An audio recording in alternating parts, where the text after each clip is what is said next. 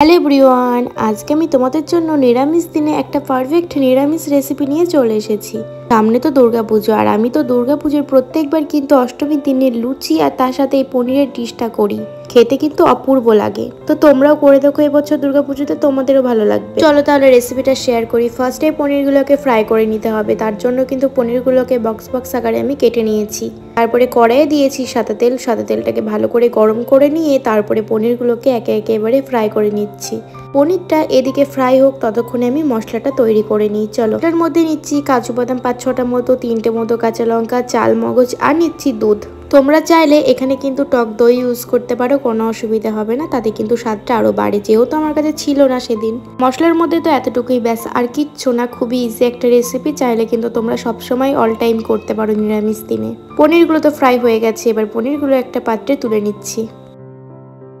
পনিরটাকে fry করে নিয়েছিলাম, সেই তেলটা কিন্তু অবশিষ্ট একটু আছে। ওই তেলের মধ্যে এবার আমি ক্যাপসিকামটাকে হালকা নাড়াচাড়া করে কাঁচা ভাবটা দূর করে নেব। এখানে চাইলে তোমরা ক্যাপসিকাম কাঁচাও দিতে পারো, কোনো অসুবিধা নেই, কারণ আমার ক্যাপসিকামের গন্ধটা যাতে না লাগে ওই জন্য কিন্তু আমি একটু ফ্রাই করে নিচ্ছি।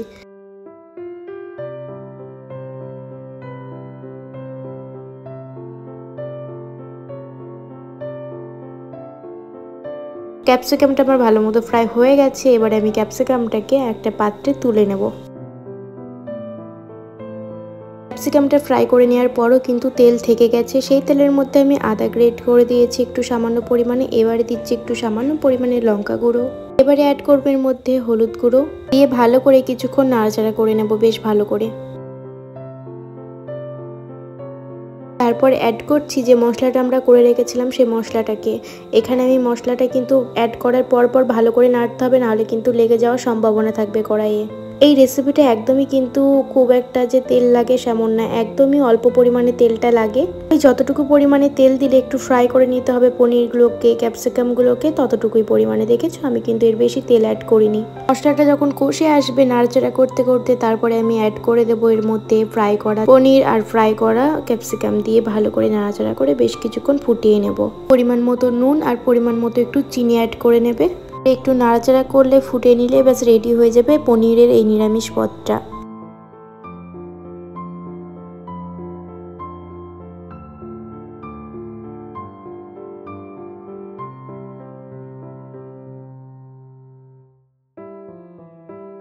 তো আমার রেসিপি কিন্তু হয়ে এসেছে। নামানোর আগে দিচ্ছে এবারে কাসুরি মেথি, যেটার জন্য স্মেলটা খুব সুন্দর আসে। তো তোমাদের রেসিপিটা কেমন লাগলো সেটা কিন্তু জানিও। এবছর দুর্গাপুজোতে অষ্টমীর দিন কিন্তু এই রেসিপিটা কিন্তু অবশ্যই তোমরা করবে।